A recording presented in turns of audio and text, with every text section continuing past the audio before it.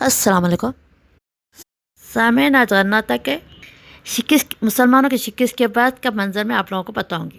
آخری مسلم امیر ابو عبداللہ محمد ثانی عشرہ، جسے عیسائی بوبیڈل کہتے ہیں، فاتحین کے سامنے پیشی کا منظر تھا تاکہ غرناطہ کی کنجا ان کے حوالے کر سکے۔ لمحہ بھر کے لیے اس نے پشت نست پر ٹکا دیا۔ وہ اپنے شہر کی آسماں پر آخری نظر ڈال رہا تھا۔ شکست خوردگی کس پر تاری تھی؟ وہ دیوار پر عربی رسم الخط میں نقش مٹے نظر آ رہے تھے۔ یہ قرآن کے آیات اور یادگاری شاعری کے نقش تھے۔ سامعین، مسلم اندلس کے دیوار عربی خوشنویسی کا ایک شاہکار تھا جن میں تہذیب معنویت گنتا تھی۔ اس معنویت کے بغیر یہ دیوار کسی قدر سپاٹ اور بے جان لگتے۔ وہ آنے والے برسوں میں اندلس کا بدلتا منظر تصور کر رہا تھا۔ اس کی نظر اس عظیم طرز تعمیر پر جا رہی تھی۔ 5 صدیوں تک یورپ نے جسے نقل کیا ہے۔ نئے اسپین میں اعلیٰ فن تعمیر صدیوں رائج رہا اور بحر روم کے ساتھ ساتھ سفر کرتا ہے۔ یہ طرز تعمیر نقش نگاری چھتوں سے لٹکتے مخرج سے ہر ایک منفرد پن پا رہا تھا۔ وہ ستون جن پر محرابوں کے سلسلے دور تک چلے جاتے تھے، دلفریب باغات، روشنی اسے سنہرے دنوں کی یاد دلا رہی تھی۔ محل کے کھلے صحن میں لگا ہوا فوارہ جس کے گرد جواہرات سے جڑے شعروں کے مجسمے دائر بنائے تھے، ساتھ ہی بڑا سا تالاب جس کے ساتھ فرصت کے ساتھ خوب گزرتی تھی۔ سامعین، وہ کیا تصور جمال تھا جس نے طرز تعمیر اور تخلیق کیا تھا۔ بغداد جو دنیا کا مرکز رہا تھا، مدینہ الزہرا جو ایک نئی دنیا کی نوید تھا، محبت کا استعارہ تھا۔ یہ جگہ جسے عربی میں الحمرا نام دیا گیا، اور بنو نصر کا سرخ محل جس نے حسن شاہی میں ماضی کی ساری خوبیاں یکجا کر دی تھی۔ یہ محل ماضی کا وہ شاندار مزار تھا جسے دیکھ کر اس کے ناقابل تردید حقیقت کا ادراک ہو کر کہ اندر سے مسلمان خواب فانی تھے، انہیں ایک دن ختم ہو جانا تھا۔ وہ وقت عبرت آ چکا تھا، اسے بالا خانے سے اترنا تھا اور تاریخ اور بدنما داغ بن جانا تھا۔ 7 صدیوں کے بعد اسلام یورپ سے رخصت ہو رہا تھا۔ سامعین، یہ 7 صدیوں کے بعد اسلام کا یہ تشخص، یہ عظمت رخصت ہو رہی تھی۔ وہ عربی زبان جو لاطینی علم و ادب میں سرایت کر چکی تھی، اجنبی ہونے والی تھی۔ وہ اس کا خاندان، اس کے لوگ اسپین سے نکالے جا رہے تھے۔ اس موقع پر ایک عینی شاہد نے بشپ آف لیون کو جو خط لکھا بھرپور منظر کشی کرتا ہے۔ الحمرا کی سرخ دیواروں پر آویزان سلیب اور پرچم بہت زیادہ نمایاں تھے۔ مسلم امیر تقریباً 100 سواروں کی جلوے میں عمدہ پوشاک پہنے ہوئے ایک نے آگے بڑھ کر جھک کر فاتحین ملکہ زابیلا اور بادشاہ فرڈینڈ کو ہاتھوں پر بوسہ دیے، جنہیں شان طرز پر قبولیت بخشی گئی۔ انہوں نے امیر کا بیٹا اس کے حوالے کیا جو اب تک صلیبیوں کے قیدی تھا۔ مزید 100 قیدی لائے گئے۔ اس دوران صلیبی ترانہ ٹو ڈیم لارڈ میوس گایا جاتا تھا۔ فاتح نے گھوڑے سے اتر کر صلیب کو بوسہ دیا۔ پھٹتے جذبات سے اس کی آنکھیں چلک رہی تھی۔ اس تاریخ ساز موقع پر پرسنیتا گو کے کارڈینل کارڈیوک اور دیگر صلیبی رہنما موجود تھے۔ یہاں ایسا کوئی نہ تھا جو نہ رویا ہو۔ مسلم امیر اور مفتی نے اپنا درد و الم چھپا نہ پائے، اور یہ ممکن بھی کیسے ہوتا؟ غرناطہ دنیا کا وہ منفرد بے مثال مقام تھا کہ جس کا نقصان بلا شبہ عظیم سانحہ تھا۔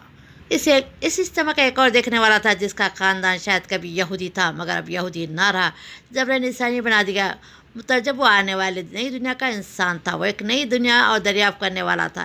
اس کا نام کرسٹوفر کولمبس تھا۔ اپنی ڈائری میں وہ لکھتا ہے، مسلمانوں کے خلاف آپ عزت ملکہ اور بادشاہ کی جنگ کے بعد عظیم شہر غرناطہ میں جنگ کے مکمل خاتمے کے بعد رواں برس 1492 میں بتاریخ 2 جنوری میں دیکھا کہ آپ کے شاہی پرچم الحمرا کے مینار پر لہرا رہے تھے جو کبھی اس شہر کا قلعہ ہوا کرتا تھا۔ میں نے امیر عبداللہ کو شہر کے دروازے پہ دیکھا جہاں اس نے ملکہ اور بادشاہ کے ہاتھوں کو بوسے دیے۔ سامعین، جب یہ سب کچھ ہو گیا، آخری مسلم امیر بھی رخصت ہو گیا۔ پہلے اسپین کے ساحلوں کی جانب پھر شمالی افریقہ، جہاں پہلے ہی بہت سارے شکست خوردہ یہودی اور مسلمان منتقل ہو چکے تھے، مگر یقیناً کسی بلند مقام سے پلٹ کر اس امیر یعنی امیر عبداللہ نے الحمرا کی جانب حسرت سے آخری بار دیکھا ہوگا، رو پڑا ہوگا۔ اس کی ماں جو ایسے لمحات میں تلخ ہو جاتی تھی، مڑ کر کہا، تمہیں اس چیز کے لیے عورتوں کی طرح رونا ہی چاہیے تھا تم جس کا مردوں کی طرح دفاع نہ کر سکے۔ سامعین، بعد کی تاریخ میں الحمرا کا محل نشان عبرت بن کر رہے گا، جسے تاریخ میں کسی نے یاد رکھنا پسند نہیں کیا۔ ایک ایسا نشان جو تاریخ گمگشتہ ہوا، کس کو یاد نہ رہا کہ اس شہر کا شاہکار میں طرز تعمیر کیسے عجائبات ہوا کرتے تھے۔ آخر وہ دن آیا کہ جب وہ در و دیوار سے عربی خوشنویسی کے نقوش مٹتے گئے۔ سامعین، آج یورپ کا عروج اور مسلم دنیا کا زوال آج وقت بہت تیزی سے آگے بڑھ چکا ہے۔ لگتا یوں ہے کہ زیادہ تر لوگ اب رک کر سانس تک لینا نہیں چاہتے۔ کچھ لوگوں کے لیے تاریخ غیر متعلق ہے، وہ یقین رکھتے ہیں کہ وہ تاریخی اختتام سے گزر چکے ہیں، ایک نئی دنیا میں داخل ہو چکے ہیں، تیزی سے ترقی کرتی ہوئی ایک ایسی دنیا جو وقت سے بے نیاز ہو چکی ہے، بلکہ وقت سے بھی آگے نکل چکی ہے۔ وہ سمجھتے ہیں کہ اپنی بے بہا دولت اور طاقت اور ٹیکنالوجی کے سے تاریخ کے قوانین مٹھی میں لے سکتے ہیں۔ اکثر ان حضرات نے محسوس کیا ہے کہ تاریخ کی تقریم ضروری نہیں ہے، یا سے بے خبری اچھی ہے۔ تاریخ جاننے نہ جاننے سے کوئی فرق نہیں پڑتا۔ دیگر لوگوں کے لیے ماضی گزرے ہوئے لمحے جتنا اہم ہے، اور زندگی کے اسباب جاننے کے ذریعے بھی ہوتا ہے۔ لوگ جب تک ماضی کی حقیقی یا تصوراتی بدافعلیہ جرائم پر سے پردہ نہیں ہٹا دیتے، سکون سے نہیں بیٹھتے۔ ایسی صورتحال میں مستقبل کے امکانات کیا ہو سکتے ہیں؟ جب تصور تاریخ اور تصور وقت پر ہمارا اتفاق رائے نہ پایا جاتا ہو، مستقبل کی تعمیر کا کوئی تیسرا راستہ ہے؟ ایسا راستہ جو حال کی حقیقت کا ادراک کرے، ماضی کی حقیقت کو قدر پہچان سکے۔ سامعین، میں جہاں تک جانتی ہوں، انسان کو اپنے تاریخ معلوم کرنا چاہیے تاکہ ہم کو معلوم ہو کہ ہمارے آباء و اجداد کس طریقے کے کارنامے کیے ہیں، کیسے ہمارے حکومتیں کیے ہیں، کیسے عزائم تھے، کیسی عظمت حسن شناس تھے۔ سامعین، آج کی دنیا کے بہت سارے لوگ دمشق، بغداد، قرطبہ، قاہرہ، سمرقند، اسفہان، آگرہ، استنبول کے سنہرے ادوار دور دراز کا رفتہ ہے اور اکثر کے لیے ناقابل بازیاب ہے۔ انگلستان کا ہندوستان پر قبضہ، نیپولین کی مصر پر حکمرانی، یورپ کی افریقہ، مشرقی وسطی ایشیا میں نوآبادیاتی مہمات، پہلی عالمی جنگ کے خاتمے پر خلافت عثمانی کے حصے بکھرے، یہ سب غیر معمولی اور استثنائی تہذیبی ترقی پر محرک ضرب ثابت ہوئے۔ تاریخ اس نازک مرحلے پر کسی اور رخ پر نہیں نکل سکتی۔ 15ویں صدی کے اواخر اور 16ویں صدی کا یہ دور وہ تھا جبکہ چین، ہندوستان، مسلم دنیا کا مشکل کوئی عدم توازن تھا۔ یورپ کا کوئی بھی حریف اسپین، پرتگال اور برطانیہ کی طرح نوآبادیاتی مہمات کا عزم کر سکتا تھا۔ چینی بآسانی بحر الکاہل سے جڑی آبادیوں کی کھوج میں نکل سکتے تھے۔ عثمان ترک شاید بحر قرآن پر مکمل اقتدار قائم کر چکے ہوتے۔ کیا ہوتا اگر جنوبی و شمالی امریکہ اور جنوب مشرقی ایشیا میں یورپیوں اور چینیوں اور ترکوں کے مابین نوآبادیاتی کشاکش ہوتی؟ کیا ہوتا اگر ترک اور چینی نئی کالونیاں مستحکم کر چکے ہوتے؟ مقامی معاشرت معاشرہ علمی روایتوں پر اثر انداز ہو چکے ہوتے، اپنی اصلاحات نافذ کر چکے ہوتے، سمندر پار سلطنت کی ضرورت پوری کر چکے ہوتے؟ کیا ایسی صورت میں یورپی نشاط ثانیہ دور تنویر انتشار کی نظر نہ ہو چکا ہوتا؟ سامعین، مسیحیت مزید مادہ پرست مخالف و مذہبی جنون ہو چکی تھی۔ بادشاہی سلسلے میں چند انحرافات واقع ہو چکے تھے۔ انکوائزیشن انگلینڈ میں قائم ہو چکی تھی۔ کرامویل انگریزی سیاسی فلسفہ کا روپ روا بن چکا تھا، اور جان لاک کو کوئی نہیں جانتا۔ یہ متوازی کائنات میں مسلم دنیا بھی کچھ کی کچھ بن کر تاریخ پر جلوہ گر ہو سکتی ہی تھی۔ یورپی نشاط ثانیہ اور دور تنویر کی قیادت بھی کر سکتی تھی۔ اس کے سارے ثمرات بھی ہم سمیٹ سکتے تھے۔ وہ ثمرات جس کی تخم ریزی اور آبیاری در حقیقت خود انہوں نے نہیں کی تھی، مسلمان دور دریافت کے رہنما بھی ہو سکتے تھے، مگر یہ دور یورپی عیسائیوں کا نصیب ہوا۔ مصنف کو یقین نہیں کہ یورپ مغرب کا کوئی عروج ناگزیر تھا۔ تاریخ اور انسانی تناظر میں اسلامی تہذیب کا زوال ایک المیہ تھا۔ آخر یہ کیوں کر ہوا کہ وہ معاشرہ جنہوں نے صدیوں تک دنیا کے بہت سے حصوں میں علم کی پرورش کی، یورپی فکر کو اڑان بخشی، سائنس کی بنیاد رکھی، کس طرح یہ روبہ زوال ہوگی؟ مورخین اور علماء ہمیشہ اس سوال پر غور کرتے رہیں گے، کیونکہ اس کا کوئی جواب نہیں ہے۔ کئی ایسے عوامل ہیں جنہوں نے اس زوال میں اپنا حصہ ڈالا ہے۔ کچھ نتائج خالص اور بدقسمتی سے برآمد ہوئے ہیں، کچھ تہذیبی ارتقاء کا نتیجہ ہے۔ سامعین، اسلام کا جغرافیہ تہذیبوں کی جائے پیدائش ہے۔ میسوپوٹیمیا میں چند ثقافتوں پر بانج چڑھی اور چند تہذیبوں کو آبیاری اور وادی نیل اور وادی ہند میں ہوئی۔ یہ ہری بھری وادیاں چند ہزاریوں میں صحرا بن گئی۔ معاشی مواقع انتہائی گھٹ گئے۔ مسلم دنیا کے قلب میں وسطی ایشیا سے مسلسل حملوں کی لہر چلی۔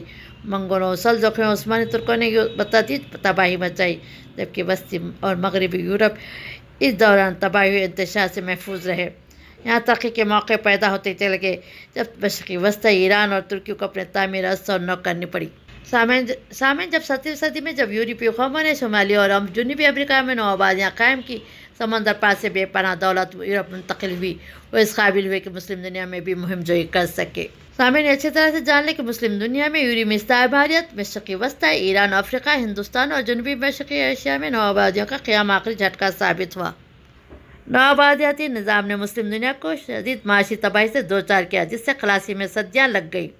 تعلیم، سائنس اور تحقیق میں ترقی کا انحصار سرکار سرپرستی پر ہوتا ہے، مگر مسلم سائنس اس وقت زوال پذیر ہو گئی جب حکمران نے سارے وسائل دفاعی امور پر لگا دیے۔ یہ سلسلہ 16ویں صدی کے بعد شروع ہوا۔ یورپ کا عروج اور مسلم دنیا کا زوال ایک ہی سکے کے دو رخ بن کر سامنے آئے۔ سامعین، 21ویں صدی تک مسلم علم و تحقیق کے مراکز ترقی پذیر دنیا کے حصے میں بن چکے تھے، یہاں کے مسائل میں گھر چکے تھے۔ غربت اور معاشی بدحالی اور سیاسی عدم استحکام عام ہو چکا تھا۔ مسلمانوں کے درشاہ تاریخ گمگشتہ ہو چکی تھی۔ سامعین، اچھی طریقے سے جان لیں کہ ابتدائی مسلم سنہرے اور دوار زمانہ رخصت ہو چکے ہیں، مگر نئے پیدا ہو رہے ہیں۔ حالانکہ آج کی سرخیاں اس کے برعکس ظاہر ہو رہی ہیں۔ ماضی کی بازیافت میں مستقبل پر نظر کرنا شاید بہترین رہنمائی اصول ہے، جیسا کہ 9 صدیوں پیچھے ریاضی داں شاعر عمر خیام نے ایمان کے اعتراف میں کہا تھا: ہم دونوں، تم اور میں، ایک ہی صورت میں پیدا ہوئے، اگرچہ کہ کچھ ڈوب جائیں گے، کچھ ابھر جائیں گے۔ سامعین، ہم سب بھی خاک ہے، خاک ہو جائیں گے، اس سے زیادہ کچھ نہیں۔ شاید میری تاریخ تم لوگ کو سمجھ میں نہ ہی ہو، کیونکہ بہت سارے تاریخوں کا، بہت سارے ملکوں کا اور کئی تہذیبوں کا احاطہ کی ہو، اس کا تفصیل کا حقدار ہے۔ انشاءاللہ تعالیٰ آپ لوگ سننا چاہے تو کبھی کبھی میں اس کے بارے میں بتاتے رہوں گی، تاکہ ہمارے نوجوان شان و شوکت اور بلند مقام حاصل کریں اور اسلام کی سچی روح ان میں سما جائے۔ آمین یا رب العالمین۔